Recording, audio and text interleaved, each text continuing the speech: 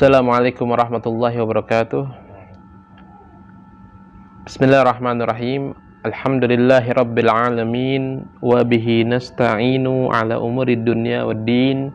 Wassalatu wassalamu ala sayyidil mursalin Sayyidina Muhammadin khatamin nabiyyin wa ala alihi wa sahbihi ajma'in. Subhanaka la ilma lana illa ma'allamtana innaka antal alimul hakim. Rabbi syrah li sadri wa yassir li amri wahlul 'uqdatam min lisani yafqahu qawli. Rabbi zidna ilman nafi'an warzuqna fahman shadiqan wa atina hikmatan bi rahmatika ya arhamar rahimin. Amma ba'd.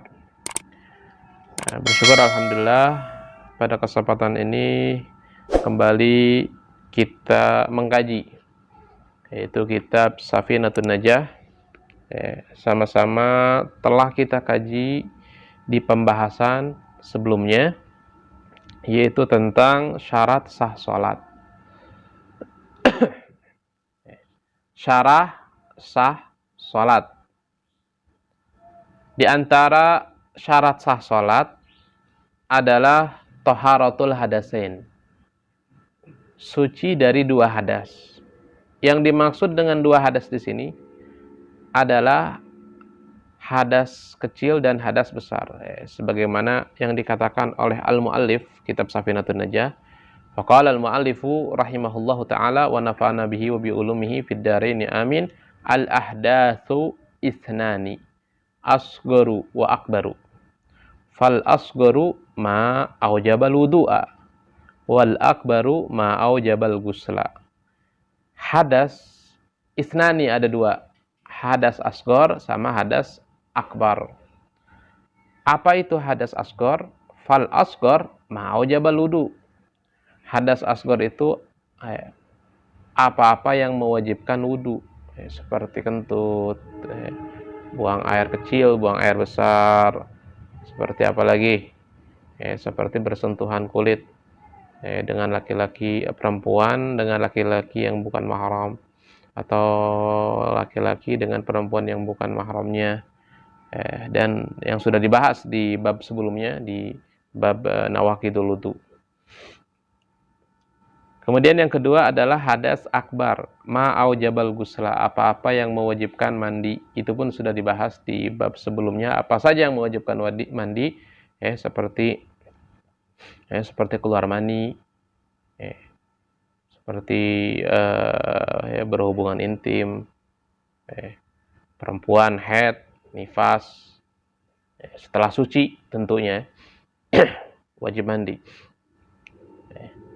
Kemudian di antara syarah sah salat adalah satrul aurah, menutup aurat. Di sini disebutkan al auratu arba'un. Auratul rajuli mutlaqan wal amati fi sholati ma baina surrati wa rukbati. Wa auratul hurrati fi sholati jami'u badaniha ma siwal wajhi wal kafain. Wa auratul hurrati wal amati indal ajanibi jami'ul badani. Wa inda mahrihima wan nisa'i ma baina surrah war rukbah. Al auratu arba'un. Aurat ada 4. Yang pertama adalah auratul rajuli mutlaqan wal amati fi sholati ma baina surrah wa rukbah.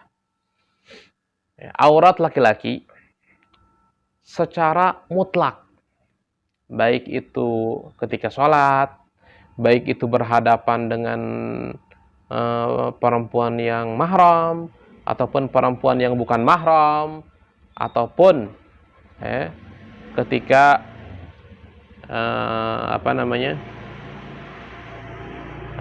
apapun terserah, ataupun sesama laki-laki, maka auratnya itu ma baina surrah war rukbah. Itu auratnya itu di antara pusar dan lutut. Auratnya di antara pusar dan lutut. Wal amati fi shalah, begitu juga al amah fi shalah, yaitu perempuan yang budak. Perempuan budak di dalam sholat itu auratnya di antara pusar dan lutut. Jadi harus ketutup. pusar dan lutut. Makanya tadi sudah disebut bahwasanya aurat laki-laki itu secara mutlak, baik itu di hadapan sesama laki-laki. Jadi jangan mentang-mentang oh ini sama laki-laki nih, sama laki-laki siapa sih yang nafsu? Dia pakai celana pendek, nggak boleh. Harus wajib menutup aurat. Menutup aurat hukumnya wajib, sedangkan meninggalkan kewajiban hukumnya dosa, haram. Maka wajib menutup aurat. Makanya seorang muslim itu dia kalau seperti dia ini main futsal, main sepak bola, nah itu wajib menutup aurat, walaupun sesama laki-laki, apalagi sama perempuan yang bukan mahramnya. Intinya semuanya, baik itu dalam sholat, di hadapan perempuan yang mahram, di hadapan perempuan yang bukan mahram, itu harus ketutup, harus pakai, nggak boleh pakai celana pendek yang kebuka itu lututnya, kebuka itu pahanya. Kemudian auratul hurrati fi sholati jami'u badaniha ma siwal wajhi wal kafain. Aurat perempuan al-hurrah, itu perempuan yang merdeka. Kayak ya umumnya sekarang nih. Umumnya sekarang semuanya perempuan merdeka. Maka auratnya itu fi shalah, dalam salat, jami'u badaniha, seluruh badannya. Ma siwal wajhi wal kafain. Selain wajah dan kafain. Itu telapak tangan. Dan yang dimaksud dengan kafain di sini adalah zahruhuma wa batnahuma ila qu'aihima, yaitu baik itu yang di dalam ataupun yang di luar sampai ku ini pergelangan di sini nih. Sampai pergelangan di sini. Jadi kalau seandainya perempuan sholat kayak gini sholatnya tuh, kelihatan ininya, ini aurat, maka sholatnya nggak sah. Sholatnya kayak gini, kelihatan, maka sholatnya nggak sah. Misalkan dia bisa perempuan ini sholat nggak pakai mukena, bisa, asal ketutup aja, tutup. Misalkan nih ketutup seperti ini, tutup. Atau misalkan biar nggak lepas gitu pakai karet misalkan, terserah, pokoknya nggak tutup lah. Terus ininya juga apa namanya, wajahnya juga rambutnya semua auratnya nih, kecuali tadi wajah kan, wajah buka. Terus juga kaki, misalkan dia pakai kaos kaki misalkan, bisa dia sholat nggak pakai mukena. Tapi ingat, jangan sampai kebuka auratnya seperti ini tadi. Illal wajah wal kafain, masih wal wajhi wal kafain, selain wajah nih, wajah udah jelas, ini wajah nih. Nah ini telinga bukan bagian wajah. Kalau telinganya kelihatan nggak sah, atau rambutnya kelihatan, rambutnya kebuka misalkan. Ada apa namanya? Ada yang ya rambutnya ada yang keluar. Nah, itu aurat. Nggak sah sholatnya. Nah, ini leher. Leher termasuk aurat, jangan sampai kelihatan. Atau di antara leher dan dagu. Ini nih. Jadi jangan kalau pakai mukena itu jangan ini banget gitu, jangan terlalu apa namanya istilahnya. Jangan terlalu kebuka banget sampai di atas lehernya kelihatan, di bawah dagu. Ini bukan wajah ini. Bukan wajah. Wajah itu definisinya ma wa ardon minal uzun ilal uzun. Terus ininya apa namanya? Dari tempat tumbuhnya rambut ilal lihyan. Lihyan ini dua apa namanya nih?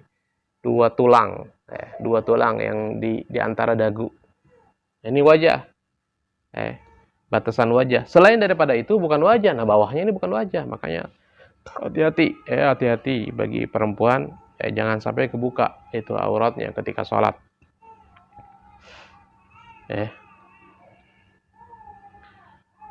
Dan juga termasuk aurat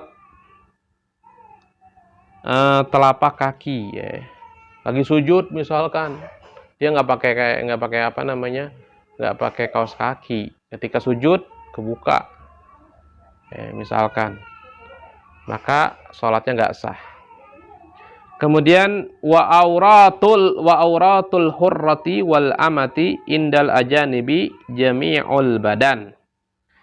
Dan aurat al-hurrah, yaitu perempuan yang merdeka tadi, wal amati, dan perempuan yang budak, indal ajanib, di hadapan laki-laki yang bukan mahram.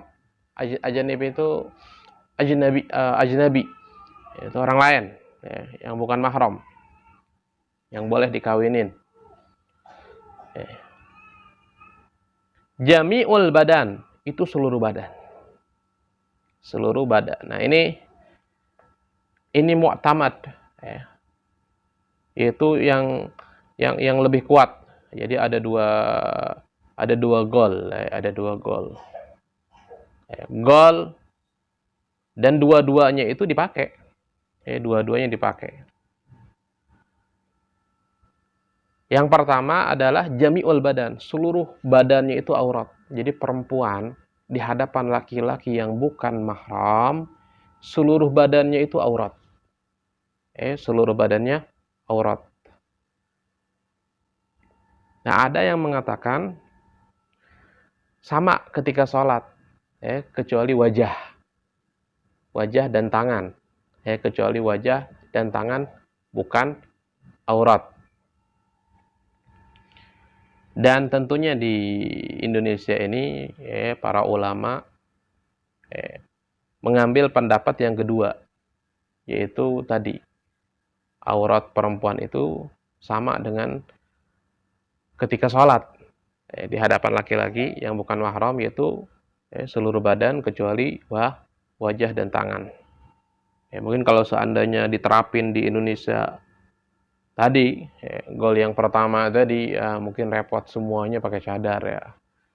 Semuanya ribet pakai cadar, kemana-mana pakai cadar ya.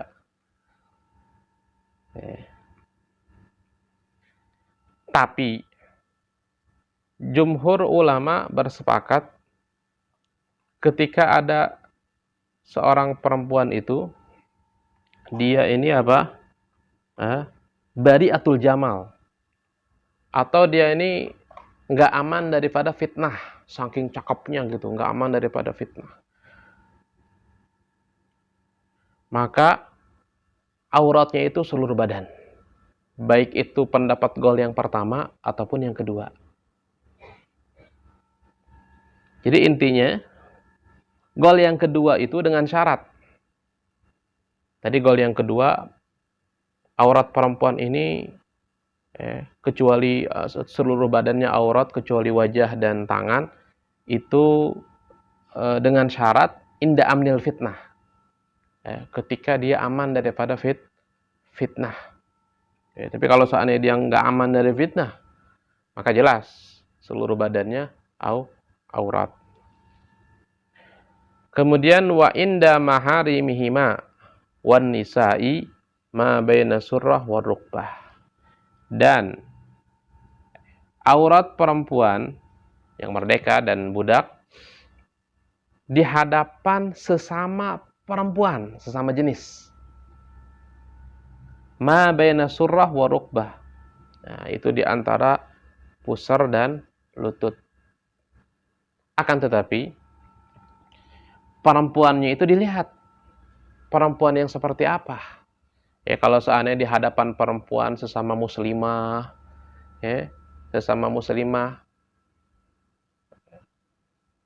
orang baik lah, itu jelas. Kenapa? Karena dia nggak bakal mukminah misalkan, apalagi dia taqiyah, orang baik gitu. Dia nggak bakal ngebocorin, atau dia nggak bakal ngomongin lah, nggak bakal ngomongin auratnya yang dia lihat sama laki-laki. Tapi kalau seandainya perempuan itu perempuan fasikoh, perempuan yang nakal gitu, perempuan fasikoh, perempuan yang nakal, maka para ulama mengatakan auratnya itu ma yabdu indal mihnah. Jadi auratnya itu bukan hanya pusar dan lutut. Sebab kenapa? Sebab ketika apa yang ia lihat seperti seperti dadanya, dada perempuan, maka bisa diceritakan, kepada laki-laki yang lain, karena dia fasikoh, bukan orang baik. Auratnya diceritakan, disebar, enggak dipoto, enggak, apalagi sampai dipoto, naudzubillah, di-share kemana-mana, ini enggak. Tapi bahaya, mulutnya itu bisa menceritakan, aurat yang ia lihat. Makanya perempuan, ketika dihadapan dengan sesama perempuan yang fasikoh, sesama perempuan tapi dia fasikoh, maka mayabdu indal mihnah, itu boleh dia buka, buka hanya sekedar dia untuk bekerja. Biasa gimana sih kalau perempuan bekerja di rumah, kan ininya kebuka, ininya kebuka sampai di atas sikut, ini tangannya sampai di atas sikut, terus dadanya kebuka tapi nggak sampai kelihatan, dadanya aja nggak sampai kelihatan semua gitu dadanya. Seperti inilah, seperti seperti orang pakai kaos lah gitu, kaos kan kaos pendek gitu, ketika dia kerja di dalam rumah misalkan. Terus bagian kakinya sampai setengah betis, setengah betis. Nah, itu di hadapan perempuan yang fasikoh. Begitu juga di hadapan perempuan yang kafirat, itu perempuan yang kafir, sama dengan auratnya dengan perempuan yang di hadapan perempuan yang fasikoh.